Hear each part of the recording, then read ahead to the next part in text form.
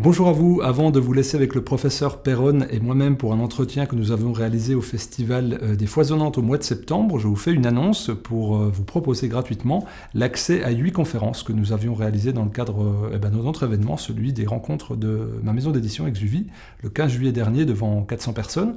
Journée qui avait accueilli notamment Vincent Pavant, Carole et Louis Fouché, le philosophe Mehdi Belhadj-Kassem, le docteur Isor Lamoureux, l'homéopathe Aurélie Collin, la psychologue Sonia Delahaye, mais également la scientifique Emmanuelle Darle, Jean-Pierre Radad Aoun.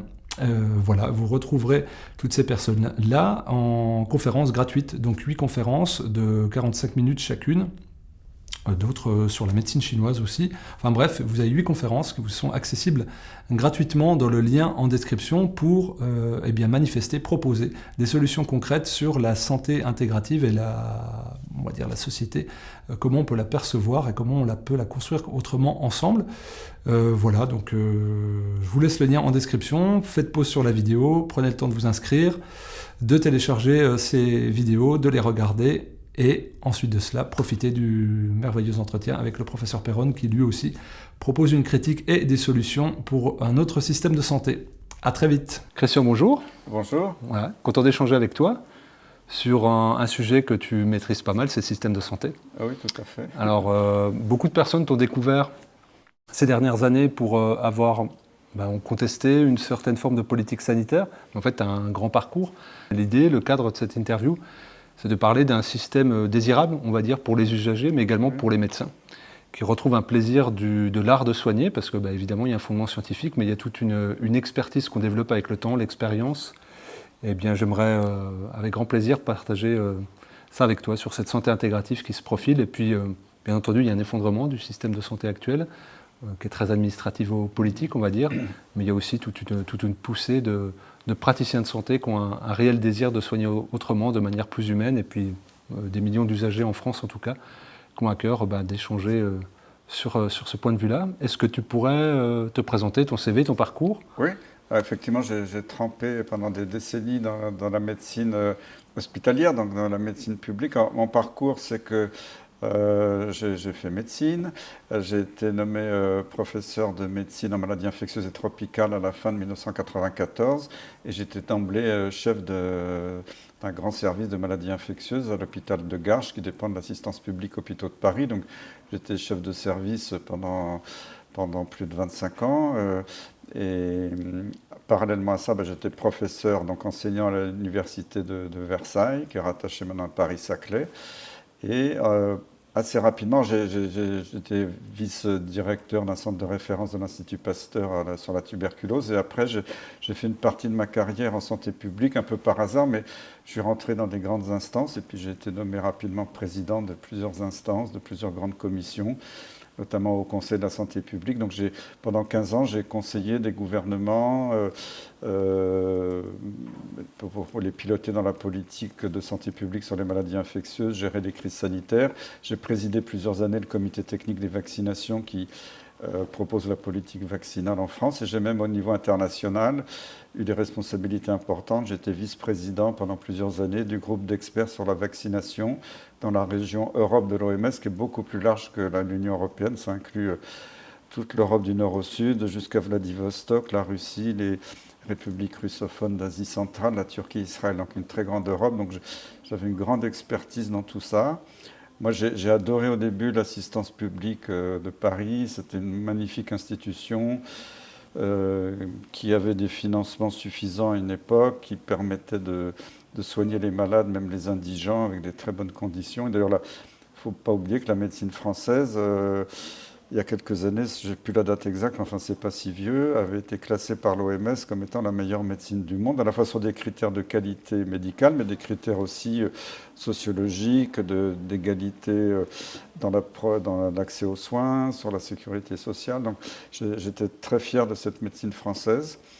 Et puis ça a commencé avec les ordonnances Juppé. Donc ça a été aussi bien la droite ou la gauche qui a démoli la médecine, c'est ça qui est impressionnant. On a commencé à vouloir mettre la médecine sous tutelle et après avec Sarkozy et Bachelot, on est tombé dans l'horreur. Et maintenant avec Macron, l'hôpital est au bord de la ruine. Donc j'ai assisté à tout ça, ça m'a fait mal au cœur. J'ai adoré travailler pour l'assistance publique. Je dois dire que maintenant j'ai pris ma retraite il y a 1 an et demi. Les dernières années, j'en avais la nausée de ces relations avec l'administration et de voir comment on démolissait l'hôpital sous nos yeux. Alors ça fait écho à une conversation qu'on a eue hier en privé où tu me parlais d'un temps où il y avait une poignée d'administratifs qui avaient à cœur de fluidifier les rouages des médecins, des praticiens, et où il y avait un vrai dialogue. Et où il y avait même une remontée de terrain des médecins pour demander aux administratifs donc une collaboration proche, et qu'aujourd'hui c'est des strates, des sous-strates, comme des poupées russes, voilà, qui rendent le dialogue difficile. À l'époque, j'ai même connu dans le vieil hôpital Claude Bernard, je crois qu'il y avait la directrice, une secrétaire, un économe et le responsable du personnel. Ils étaient 4 ou 5, c'était la direction de l'hôpital. Ça se passait très bien, ils connaissaient tous les médecins, il y avait une relation familiale et tout allait bien. Après, quand je suis arrivé à Garches comme chef de service, dans le comité médical qui pilotait l'hôpital, il y avait la directrice, un de ses adjoints, soit le directeur du personnel, soit le directeur des finances, et il y avait 10 médecins. C'était le pilotage, et ça s'entendait très bien. Les directeurs respectaient les médecins, qui respectaient les directeurs, mais l'avis médical était souvent prépondérant. Et puis petit à petit, j'ai vu la démolition du pouvoir médical. Alors c'est Sarkozy qui s'est éclaté avec la loi HPST en supprimant tout pouvoir aux médecins. Et d'un seul coup, en tant que chef de service, j'ai été privé de tout pouvoir de décision sur l'évolution de mon service. C'est-à-dire qu'ils ne m'écoutaient plus, même si les médecins ont été invités dans les commissions de l'hôpital pour soi-disant décider de la politique. Bon, ils nous écoutaient quand même gentiment, mais ils s'en foutaient totalement. Les ordres venaient du siège. On avait ordre de fermer des lits dans tel service, de ne pas donner d'infirmières là. Et nous, on n'avait plus le droit de gérer quoi que ce soit. Je crois que la seule chose que, encore, on ne m'a même pas demandé, j'aurais peut-être eu le droit de choisir la couleur du papier dans les toilettes. Non, mais c'est impressionnant de voir comment on a marché sur les pieds des médecins. Alors, ils ont supprimé tous les postes de médecine, de médecins, tous les postes d'aides-soignants, d'infirmiers, tous les services techniques, pour faire des économies gigantesques. Toutes ces économies, elles n'ont pas été au service d'autres hôpitaux, elles sont parties dans les fonds de pension américains au nom de la dette, etc. Donc c'est un appauvrissement de la France. Et surtout, pendant ce temps-là, chaque mois, on recevait un avis de la direction, veuillez accueillir M. Tartampion, Mme Machin, qui était le nouveau cadre administratif de gestion, contrôleur des 10 contrôleurs qui étaient déjà embauchés depuis l'année d'avant. Et après, ils ont soi-disant, on a regroupé nos hôpitaux en groupes hospitaliers, soi-disant pour faire des économies de postes, pour que la gestion soit plus directe. Mais en fait, c'était l'inverse, c'était un millefeuille. C'est-à-dire que non seulement ils n'ont pas supprimé des postes administratifs qu'il y avait dans chaque hôpital, mais ils ont rajouté plein de postes pour coordonner la liaison entre les hôpitaux. Et à la fin, à Garches, on était dirigé par un directeur principal qui était au Kremlin-Bicêtre. En Garches, c'est la banlieue ouest de Paris. Kremlin-Bicêtre, c'est la banlieue sud-est, c'est-à-dire à plus d'1 heure de voyage, parce qu'il n'y a pas de transport en commun, en voiture, avec les embouteillages. Donc, ça veut dire que c'était complètement délirant. Et il y avait après une foison de jeunes embauchés qui sortaient d'écoles de commerce, etc., qui étaient là pour faire de la gestion, des procédures qui ne servaient à rien du tout. Et les médecins étaient occupés, au lieu de faire du soin, ils étaient convoqués dans des réunions totalement inutiles pour répondre à des objectifs. Et puis là, j'ai vu l'arrivée de la novlangue, c'est-à-dire, de toute façon, c'était suppression de moyens. Mais quand on supprime des moyens, ça s'appelle dans leur langage amélioration de l'efficience. Ça veut dire faire plus avec moins.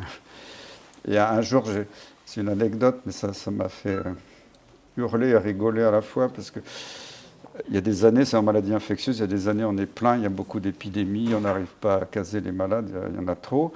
Puis d'autres années, c'est plus calme, il y a des périodes de creux, pendant 1 semaine ou 2, il y a des lits vides dans le service, ça arrive partout, surtout en maladie infectieuse, et c'est comme ça, ça doit faire partie de la prévision normale de la gestion d'un service de maladie infectieuse. Donc une année, c'est pas moi, c'est le hasard, le service est super performant, on dépasse les objectifs, parce qu'on nous mettait des objectifs financiers, il fallait faire tant d'activités. Bon, moi j'étais très content, alors je reçois plein de louanges au siège de l'assistance publique, comme M. Perron, bravo, votre gestion est magnifique. Bon, très fier, je dis bon, mais ils vont me redonner des moyens, parce que Sarko avait dit si vous faites plus de performances, vous aurez plus de moyens. Et puis là on me dit non, vous savez M. Perron, vous êtes vraiment génial, mais faut jouer un petit peu la solidarité, parce qu'il y a d'autres services qui n'ont pas eu la même chance que vous, qui sont dans la difficulté. Donc, comme vous avez très très bien fait, je pense que l'année prochaine, vous ferez aussi bien avec un peu moins. Donc, on va vous enlever un peu de moyens pour donner aux autres. Alors, je dis, ils se foutent de moi, mais enfin bon, j'ai accepté. Puis l'année d'après, hasard des circonstances, il y a toujours des années grasses, des années maigres. Je suis un peu en dessous des objectifs. Et là, on me dit, ah, monsieur Perron, vraiment, franchement, ça ne va pas du tout, votre gestion. Vous êtes en dessous des objectifs, on va être obligé de vous retirer des moyens parce que vous n'avez pas atteint les... Alors, il y avait la directrice des finances et l'assistance publique, j'étais au siège avenue Victoria, je lui ai dit, mais attendez, vous vous moquez de moi, quand je suis super bon, vous me piquez des moyens, quand je ne suis pas bon, vous me piquez des moyens. Et là, elle éclate de rire comme ça, sans aucune gêne face à moi, elle me dit, ah, monsieur Perron, je crois que vous avez tout compris à notre système de gestion. Et puis alors, vous savez que avant, il y avait des services qui étaient à taille humaine, où le chef de service, l'équipe et les infirmières, tout le monde se connaissait, c'était un peu familial, ça marchait très très bien. Après, ils nous ont regroupés en départements, et puis après, pour casser un peu le pouvoir médical, ils ont créé des pôles. Alors les pôles, ça pouvait être des services dans des hôpitaux différents, quelquefois c'était des carottes et des pommes de terre, des services qui n'avaient rien à faire ensemble comme activité, mais on les regroupait de façon un peu artificielle pour dire vous êtes une entité économique. Et on nommait un chef de pôle chargé de faire que le pôle soit rentable et rapporte beaucoup d'argent, parce que Sarko avait dit, si vous faites beaucoup d'activités, vous allez gagner plus, vous aurez plein de postes d'infirmiers. Et donc, quand j'ai été nommé chef de pôle, on m'envoie me reformer la disquette dans un hôtel particulier qui appartenait à l'assistance publique avec des professeurs d'HEC. Parce que la directrice de l'AP à l'époque avait dit, bon, faut apprendre, faut donner l'esprit managérial aux chefs de pôle dans les hôpitaux, les médecins ils sont pas bons. Et donc les gars d'HEC, il y avait plein de chefs de service qui venaient de tous âges, y compris des plus anciens qui étaient là. Alors ils faisaient des jeux de rôle, moi je faisais le directeur de l'agence régionale de santé, l'autre c'était le directeur de l'hôpital, l'autre le chef de service, puis il y avait des scénarios et on nous disait, voilà, il faut prendre des parts de marché à la clinique privée à côté, etc. Parce que si vous augmentez votre activité, vous allez gagner plus. C'était la phrase de Sarko. Mais là, on leur expliquait non, parce que quand Sarko avait dit ça, tous les hôpitaux augmentaient l'activité, parce qu'on voyait une pluie de médecins, d'infirmières qui allaient arriver si on augmentait l'activité. Et là, c'est la Sécu qui a dit stop. Parce que la Sécu a dit, si vous augmentez comme ça l'activité, tous les hôpitaux avaient augmenté l'activité. Et quoi, c'était un peu artificiel, mais ça a coûté plus cher à la Sécu. Et la Sécu a dit non, on ne peut pas suivre, donc ils ont baissé le prix du point, donc on gagnait plus de points. Mais ils ont baissé le prix du point, donc on ne gagnait jamais plus. Et on explique ça aux profs d'HEC. Et alors là, ils ont halluciné, parce qu'on leur avait dit, il faut formater ces petits cons de médecins qui ne connaissent rien. Et puis c'est nous qui leur avons fait un cours sur la gestion hospitalière. Ils ont dit, mais c'est dingue, comment vous arrivez à travailler comme ça, c'est hallucinant, parce que nous, on avait eu comme directrice à l'époque de l'AP une qui était PDG de Danone qui fabriquait des yaourts, l'autre qui venait de la SNCF. Et ils voulaient mettre une logique. Nous, on n'était pas là pour produire plus de pots de yaourt, on était là pour soigner des malades. Et ça, ils s'en foutaient totalement du soin, de la qualité du soin. C'était la rentabilité, supprimer des postes, supprimer des postes, supprimer des postes. Plus les travaux d'entretien qui sont plus faits. L'hôpital de Garches, c'est quand même assez délabré dans pas mal d'endroits. Et puis en plus, les handicapés, ils s'en moquent parce que moi, j'avais obtenu la reconstruction de l'hôpital. Il y avait le budget, c'était voté, ça devait démarrer. Les travaux avaient commencé, ils avaient commencé à transférer la direction pour démolir un bâtiment. Puis à la dernière minute, le conseiller de Sarko a piqué tout l'argent de l'hôpital du Nouveau-Garches pour Necker. Et le Nouveau-Garches n'a jamais été construit, ne sera jamais construit. Ils vont peut-être faire une petite extension à Boulogne, mais car normalement ça devait être fait dans les 2-3 ans, ça fait déjà des années que ça dure. Et pour l'instant, c'est repoussé au-delà des années 30. Donc c'est honteux parce que quand une société commence à délaisser ses handicapés, comme ils ont maltraité les personnes âgées pendant le Covid, c'est très grave. On sent une volonté de faire sentir à celui qui est différent qu'il ne sera pas pris en charge à l'égal des autres. C'est vrai que là aussi, on parle d'efficience des humains. On va dire si un individu rapporte à la société, ça sera le cas. On voit bien que les retraités posent problème parce qu'ils coûtent mais ils ne donnent rien et que cette logique est en train de s'instiller un petit peu dans la médecine. Toi, tu as donc vu cet effondrement sur près de 4 décennies. Et tu l'as vu, là tu parles à la fois des politiques et des administratifs, avec une inversion presque des pyramides de représentation. Beaucoup de médecins pour peu d'administratifs au service des médecins. Et là, aujourd'hui, beaucoup d'administratifs avec des médecins qui ont pieds et mains liés. Quel constat tu fais de manière froide et est-ce que tu as pu échanger avec tes collègues étrangers sur la façon dont a évolué leur système de santé à eux? Je pense aux pays anglo-saxons ou germaniques, par exemple. Il y a des pays, c'est peut-être pas dans tout le pays, mais je sais qu'il y a des pays, par exemple, les médecins sont restés à la tête des hôpitaux. C'est encore le cas un peu chez les militaires en France, mais dans les pays où les directeurs d'hôpitaux sont des médecins, ça se passe beaucoup mieux parce que le médecin a une connaissance, même s'il a fait des études complémentaires pour avoir des compétences en administration, en finance, il a une fibre médicale.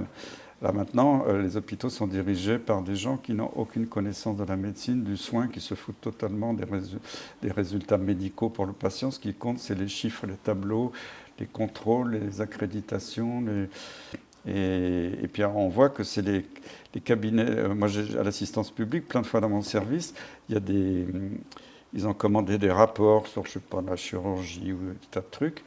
À chaque fois, alors c'était pas forcément McKinsey, c'était des cabinets de conseil plus petits, mais et je sais qu'ils étaient payés des fortunes. Je le savais par un des directeurs là, de mon hôpital. Ils ont payé beaucoup de cabinets de conseil pour des rapports qui ne servaient à pas grand-chose. Donc on est tombé dans cette espèce de modélisation mathématique, la médecine normative numérisée, et l'homme n'a plus sa place. Avant, dans les hôpitaux, il y avait ce qu'on appelait le pool, c'est-à-dire il y avait un petit groupe, c'était pas très nombreux, quelques infirmières qui étaient là au cas où, si il y en avait une qui était en arrêt maladie. Donc pour l'hôpital, ils pouvaient aller comme ça remplacer les collègues. Ça a été supprimé pour faire des économies. Après, on a embauché les intérimaires. Au début, les pays à peu près venaient. Et puis là, ces derniers temps, de toute façon, ils ne veulent plus prendre d'intérimaires. Ou quand les intérimaires viennent, c'est des petits jeunes qui ne connaissent rien. Moi, j'ai vu des choses qui n'étaient pas très claires, où il y avait des erreurs qui étaient faites dans la prise en charge des malades. Et souvent, à la dernière minute, l'intérimaire dit « je ne viens pas ». Et du coup, les équipes qui étaient déjà en surmenage se trouvent à... Il y en a 2 qui font le boulot de 4. Et ça, c'est quand c'est une fois de temps en temps, ça peut s'expliquer. Mais quand c'est quasiment quotidien, les équipes sont au bord de l'effondrement. Puis quand ils ont suspendu de façon scandaleuse les non-vaccinés, c'était terrible pour des équipes. Du coup, ils s'en foutent, ils ferment des lits. Après, on voit aux urgences, il n'y a plus de...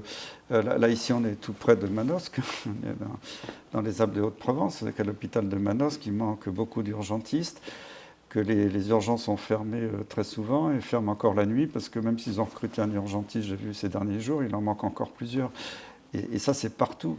Avant, on attendait 3 heures aux urgences, maintenant, on peut attendre 3-4 jours et mourir aux urgences. Comme ça a été le cas à Gassin la semaine dernière. Un Allemand qui est mort dans sa voiture parce qu'on lui a dit d'attendre, ou des personnes âgées qui meurent sur leur brancard, qu'on nourrit pas, qu'on n'hydrate pas et qui ne peuvent pas se lever pour aller manger ou faire pipi ou pour boire. Donc c'est de la maltraitance quotidienne. Il n'y a plus de pédiatres. Donc tous les ans, c'est qu'il y a des épidémies de bronchiolite, de diarrhée qui occupent les hôpitaux, mais ils ont fermé plein de services de pédiatrie, il n'y a plus de pédiatres. C'est pour ça qu'ils essaient de nous fourguer un anticorps monoclonal très cher pour prévenir la bronchiolite. Ça, c'est parce qu'il y a Big Pharma derrière. Tout ça parce que quand il y a une épidémie de bronchiolite, il faut pouvoir prendre pendant quelques jours les malades les plus sévères juste pour leur faire de la kiné respiratoire et de l'assistance respiratoire dans les cas les plus rares. Oui. Donc on voit qu'ils s'en foutent totalement. Il n'y a plus de psychiatres, il n'y a plus d'ophtalmo, il n'y a plus d'anatomopathologistes. On ne fait plus d'autopsie en France, sauf quelques cas médico-légaux pour la police. Et en plus, dans le Covid, c'était presque interdit de faire des autopsies pour surtout pas voir d'où venait la mort, et surtout chez les vaccinés. Alors qu'il y a des pays, en Allemagne, où ils ont fait aux États-Unis, certains anatomopathologistes ont fait des autopsies pour prouver la dangerosité du soi-disant vaccin Covid. Donc voilà, on supprime les spécialités, on ferme les unités, et ils s'en foutent totalement s'il y a une demande. Et les seuls qui sont avantagés, c'est les structures privées, qui quelquefois ont beaucoup de moyens et qui sont à 2 pas de l'hôpital public qu'on est en train de démolir, et les moyens sont transférés sur le... C'est une débauche aussi, parce que je l'ai vu dans une petite ville en France, C'est un hôpital tout neuf dans la vallée de la Loire. Je me souviens, il y avait un jeune qui était chef de service de maladies infectieuses. Ils étaient tous jeunes de sa génération, le réanimateur, le radiologue, le chirurgien s'entendaient très bien. Et un jour, ils ont construit une clinique privée juste en face, avec des urgences privées qui triaient les malades. Vous avez une bonne assurance, une bonne carte bleue, ben vous venez chez nous. Vous êtes un vieux, un handicapé, quelqu'un qui a une pathologie chronique qui ne rapporte pas, vous allez en face. Et après, ils sont allés débaucher les meilleurs médecins de l'hôpital public en proposant un doublement de salaire, y compris dans certains endroits que je connais des professeurs de médecine. Donc ils ont pris les meilleurs anesthésistes, les meilleurs radiologues, les meilleurs chirurgiens pour des activités rentables. Et là, la clinique n'avait pas besoin de garder les malades très longtemps. C'était des sujets plutôt jeunes, bien triés, qui n'avaient pas de comorbidité, qui n'allaient pas faire trop de complications et rester trop longtemps. Et puis alors, tous les malades chroniques qui ne rapportent pas, on les envoyait à l'hospice en face, qui était l'ancien hôpital public très moderne il y a quelques années. Et avec un manque de médecins, le gars, il m'a dit, pour les gardes de réanimation dans cet hôpital public, il n'avait plus de réanimateurs. Il devait aller faire venir des médecins immigrés qui n'avaient pas toujours toutes les qualifications de la grande ville qui était à 1 heure de route pour venir faire des gardes certains jours. Donc, et ça, c'était exceptionnel il y a 10 ans. Maintenant, ça devient le quotidien partout. C'est de la folie. Et puis les agences régionales de santé s'en foutent complètement, ne managent pas ça. Pour moi, c'est terrible. C'est presque un crime contre le peuple français de le priver de ses soins. Puis sans compter les médecins libéraux qui sont en voie de disparition, parce qu'ils ont fait exprès de supprimer le nombre des médecins, des généralistes, des spécialistes. Moi, j'ai ma sœur qui est âgée à Paris, elle avait pu trouver un médecin généraliste, et son médecin avait pris sa retraite. Heureusement, j'avais une amie qui, gentiment, pour moi, acceptait de la prendre en plus. Mais c'est même des jeunes maintenant ne trouvent plus de médecins. Alors si on ne trouve pas à Paris, imaginez dans les petites vallées en France un peu paumées. On est sur une médecine à deux vitesses, à doublement. C'est une médecine à la fois financière, puis une médecine de réseau, c'est-à-dire qu'on se retrouve, moi souvent les gens me disent, mais est-ce que tu auras un médecin généraliste à me conseiller, un médecin référent? Tous ceux que je connais sont pleins. Alors moi je pense que les médecins, ça les embête parce que c'est peut-être une culture médicale trop poussée, ça réfléchit, ça conteste, ça ne veut pas toujours obéir comme il faut. Donc ils préfèrent avoir des gens qui ont un niveau d'instruction moins élevé, qui soient plus dociles et qui puissent obéir le petit doigt sur la couture du pantalon à cette médecine normative. On leur impose des procédures, il n'y a pas à discuter, tu fais ça ou tu es viré. Donc c'est ce qui va se produire. Et moi ce que je vois en ce moment, c'est comme il n'y a plus assez de médecins généralistes, et je pense que c'est volontaire, ils ont donné le droit d'exercer la médecine de base à un nouveau corps infirmier qui s'appelle les infirmiers à compétences élargies. Je crois que c'est un titre. Oui, avec un espèce de master bizarre. Voilà. L'année dernière, à la fin de l'année 2022, le ministre de la Santé a autorisé les pharmaciens à pratiquer la médecine. En plus, c'est très choquant parce que le pharmacien, il vend ces médicaments. Il y a un conflit d'intérêts. En France, ça s'appelle, je crois, la propharmacie. C'est interdit. On ne peut pas... parce que par exemple aux États-Unis, les médecins peuvent avoir une armoire à pharmacie, un congélateur avec des vaccins, ils peuvent vous vendre le produit qu'ils prescrivent. C'est interdit en France, c'est une bonne chose, sauf peut-être dans quelques vallées reculées où il y avait quelques exceptions parce que les gens il n'y avait pas de pharmacie sur place, mais ça se comprend. Et là, c'est généralisé au pays entier, c'est-à-dire que maintenant le pharmacien pourra vendre sa camelote, la prescrire et la vendre et faire son... Et je pense que Big Pharma est derrière, parce que ça va les arranger. Et puis après, comme il y a encore un manque de médecins et que ça ne va pas suffire, ils vous mettent des cabines genre photomatons, on appelle ça les médicotons, je sais pas. Les médicomatons. Médicomatons, dans les supermarchés. Et alors là, c'est terrible. Puis quand j'ai vu que Macron a vendu toutes les données de santé des Français à Microsoft, on se dit, est-ce que, moi, je ne sais pas la preuve de ça, mais enfin, quand même, on se connecte, on met sa carte vitale, sa carte de crédit, on y répond à un questionnaire, on met toutes ses données de santé. Tout ça, ça doit partir sur des bases de données qu'on donne aux assureurs qui doivent savoir tout ce que les Français ont comme maladie. Puis après, si vous voulez voir un médecin, vous cliquez sur un bouton, il y a un médecin qui apparaît derrière l'écran qui ne vous examine pas.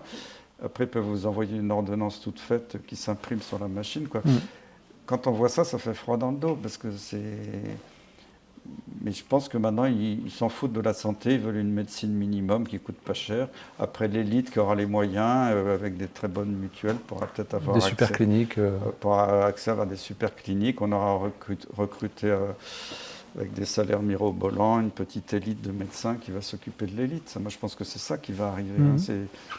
C'est déjà un peu ce qui se passe dans certains pays du Golfe. On voit, aux Émirats ou au Qatar notamment, à Doha, il y a des centres de soins hyper high-tech avec des praticiens de santé très formés. Et les gens en 6 heures d'avion vont se faire soigner, ils vont se dire, j'ai un rendez-vous tout de suite. Voilà, donc il y a cette mondialisation du soin. Et d'un autre côté, par rapport à ce que tu disais des pharmaciens, avec des pénuries de médicaments de base, comme l'année dernière, tu parlais de pédiatrie, l'amoxicilline qui était en déficit dans certains établissements hospitaliers, ce qui paraît inconcevable dans un pays comme la France. Mais il faut savoir aussi la pénurie des médicaments, je l'ai vécu à l'OMS quand j'étais dans les groupes de travail sur les vaccins, parce qu'il y a sans arrêt des pénuries de vaccins dans le monde. Pourquoi? Parce que quelquefois la production n'est pas à la hauteur de la demande, parce qu'ils ont beaucoup augmenté les marchés en faisant un marketing d'enfer dans tous les pays. Et après, quand il y a les quelques fabricants dans le monde, vont donner en priorité aux pays qui achètent le plus cher. Or, vous ne le savez peut-être pas, mais par exemple dans les vaccins, c'est les pays pauvres qui payent souvent les médicaments et les vaccins plus chers que les pays riches. Pourquoi? Parce qu'il y a de la corruption. Les représentants de l'industrie vont voir le ministre ou le président en disant voilà, écoutez, vous avez votre vaccin à 10 dollars, maintenant c'est plus raisonnable. Les autres pays, il y en a qui le payent 80 dollars. Bon, il faut passer le prix à 40 dollars. Donc le ministre dit non, moi je ne peux pas, j'ai pas beaucoup de budget, mais on lui donne un petit bakshish dans la poche qui peut être un très gros bakshish. Comme ce n'est pas le ministre qui paye, il accepte d'augmenter le prix, parce que c'est le pays qui va payer.